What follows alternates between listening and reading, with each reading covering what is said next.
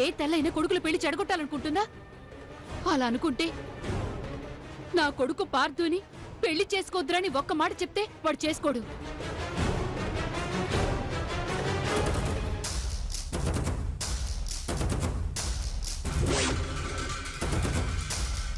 అసలు పెళ్లే చేసుకోనని ఒంటికాల మీద నిల్చున్నవాడు నేను దుర్గని చేసుకుంటానని చెప్తే ఆ అమ్మాయి అనాథని మొదట సంశయించినా వాడు పెళ్లికి ఒప్పుకున్నాడన్న ఆనందం ఆ అమ్మాయి ఎవరైనా పర్వాలేదని వాడు పెళ్లికి ఒప్పుకున్నాడు, అంతకంటే ఏం కావాలి అని నేను మురిసిపోయాను.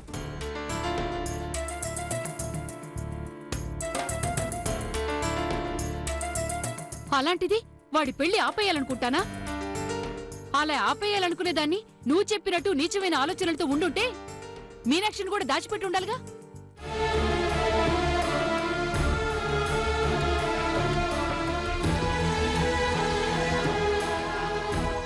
చూడు, ఇప్పుడు కూడా నీ మీద నా కోపం లేదు. ఎందుకంటే మీరు దుర్గని దత్తత తీసుకున్నారు. తను ఇలా చేసింది నా బాధలో మాట్లాడుతున్నారు.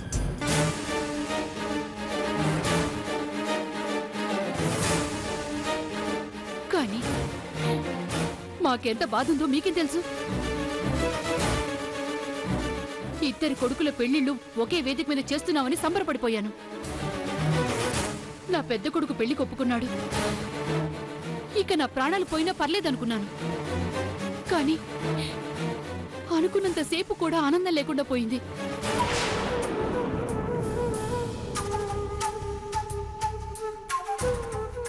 ఇప్పుడు పెళ్లి కూతురు లేచిపోయిందనో ఇంకోటో అని నలుగురు మా కుటుంబం గురించి మాట్లాడుకుంటారు. ఈ అవమానాన్ని తట్టుకోవడం కంటే చావడం మేలు.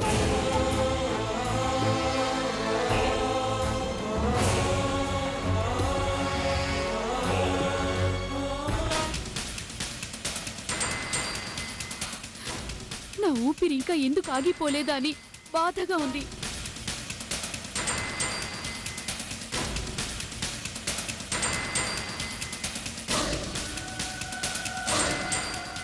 పాపం పార్థు,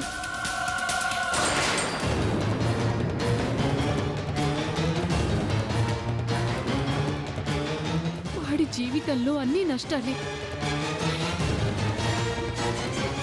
మీలో ఎంతమందికి ఈ నిజం తెలుసో నాకు తెలీదు.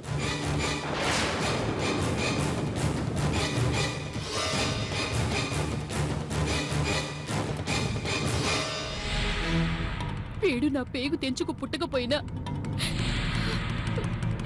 నందుకంటే వాళ్లే ప్రేమించి పెద్ద చేశాను. పాపం వాడు పుట్టి పసివాడిగా ఉన్నప్పుడే అమ్మా నాన్నల్ని పోగొట్టుకున్నాడు.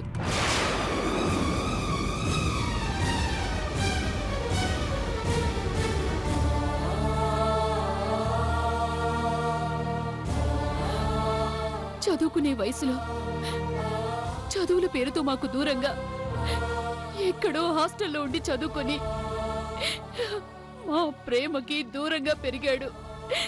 చివరికి ఇప్పుడు వాడిష్టపడ్డ అమ్మాయి మోసం చేయటం వల్ల వాడు కోరుకున్న జీవితము వాడికి దక్కలేదు.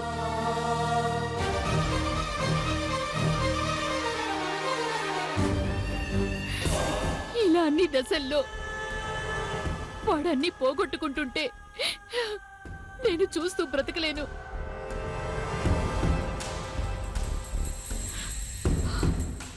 వాడికంటూ ఒక జీవితం ఏర్పడ్డ రోజే నాకు సంతోషం. నా పెద్ద కొడుకు పార్థు పెళ్లి జరగకుండా నా చిన్న కొడుకు నందు పెళ్లి జరగదు.